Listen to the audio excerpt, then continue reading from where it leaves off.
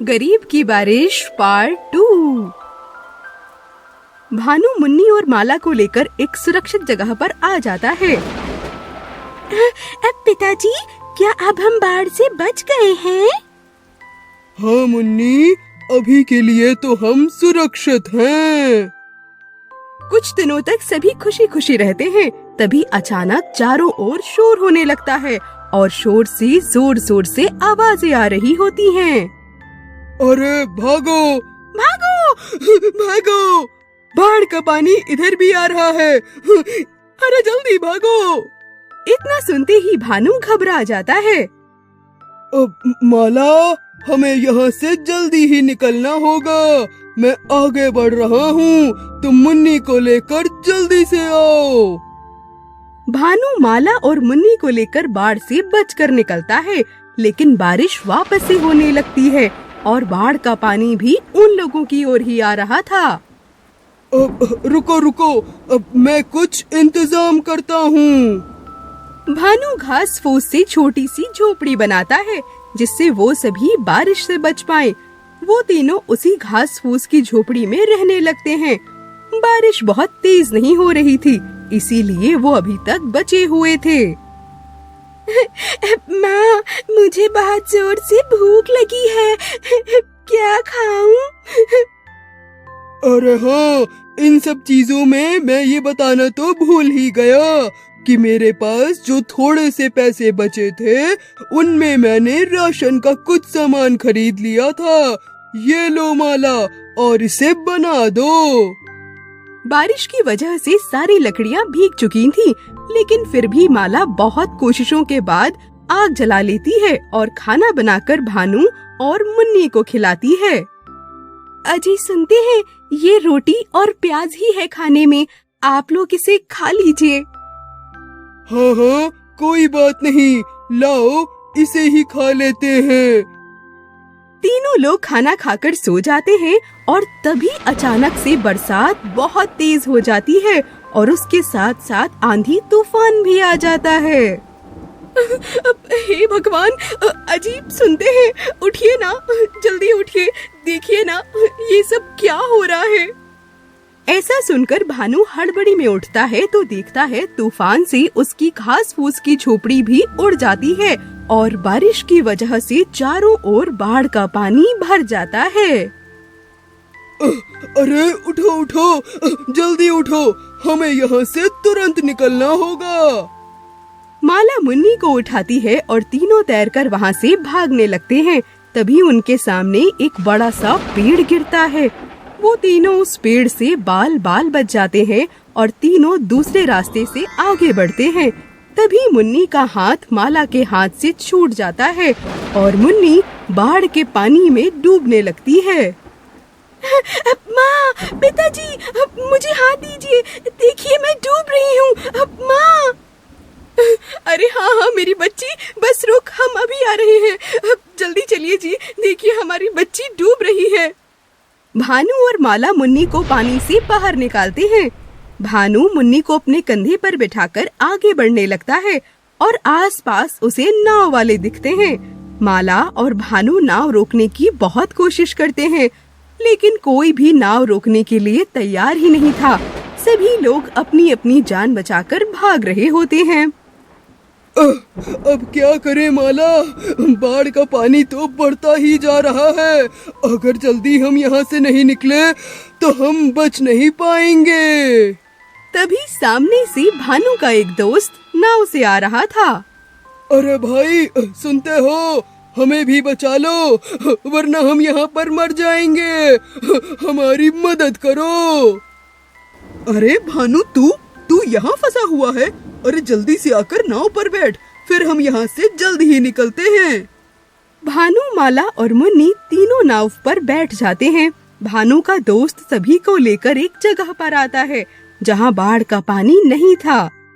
भानु, मेरी मौसी का पक्का मकान यहीं पास में है, चलो हम सब वहीं चलते हैं। भानु का दोस्त उन्हें अपनी मौसी के पक्के घर में ले आता है और इस वजह से आज भानु के परिवार की जान बच जाती है। कुछ दिनों के बाद भानु माला और मुन्नी को लेकर शहर आ जाता है और शुरू से सब कुछ शुरू करता है। बाढ़ की वजह से आज तक उन लोगों ने जो भी अर्जित किया था वो सब तो वहीं पर गवा दिया था और अब यहाँ पर एक नए सिरे से जिंदगी शुरू करते हैं। गरीब की बारिश।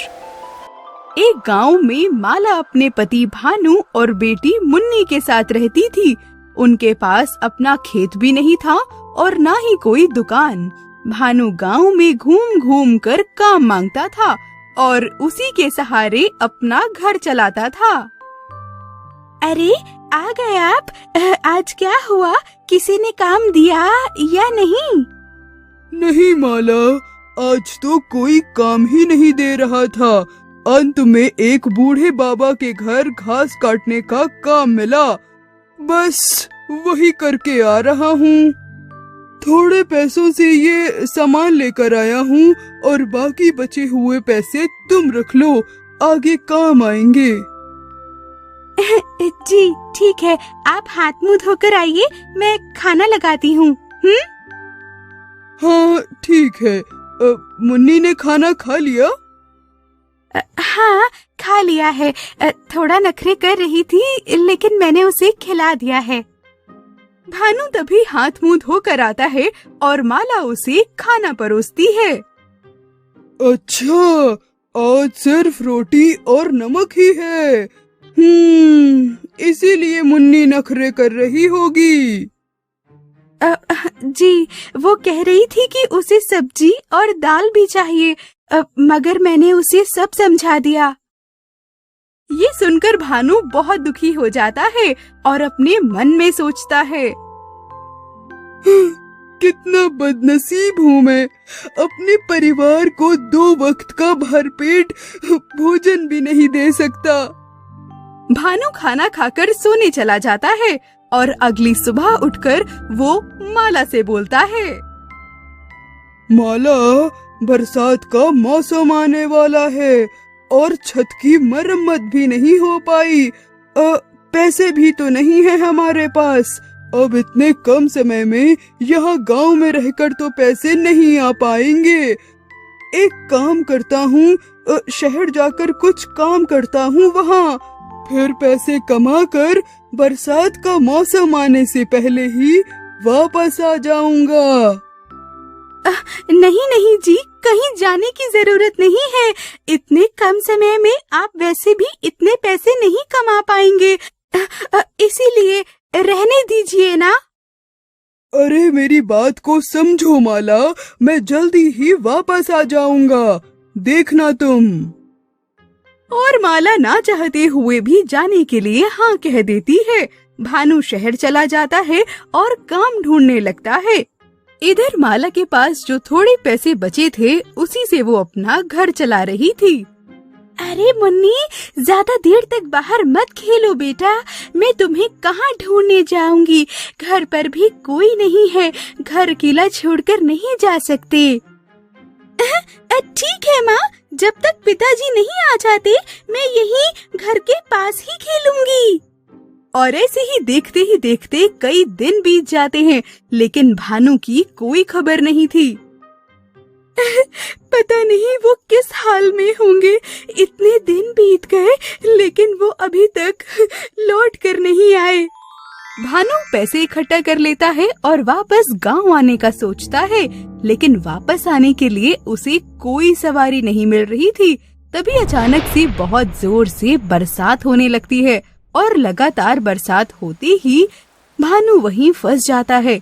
इधर गांव में माला और मुन्नी अकेले थे। अब माला के पास एक भी रुपए नहीं बचे थे जिससे वो भोजन तक ला सके।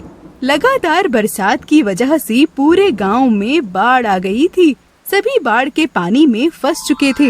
माला की झोपड़ी तक गिर गई थी। माला और मुन्नी कई दिनों से भूखे थे। आसपास के सभी घर वाले अपने अपने परिवार वालों के साथ गांव छोड़कर भाग रहे थे। माँ, पिताजी कहाँ हैं और वो कब तक आएंगे? मुझे बहुत जोर से भूख लगी है, क्या खाऊं? सब्र कर मेरी बच्ची, तेरे पिताजी जरूर आएंगे, फिर हम भी यहाँ से चले जाएंगे।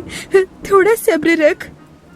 इधर भानु माला और मुन्नी के लिए बहुत परेशान था। वो किसी भी तरह इंतजाम करके नाव से गांव तक आ जाता है और अपने घर के पास आकर देखता है तो वहाँ पर कुछ भी नहीं होता और चारों ओर बस पानी ही पानी होता है।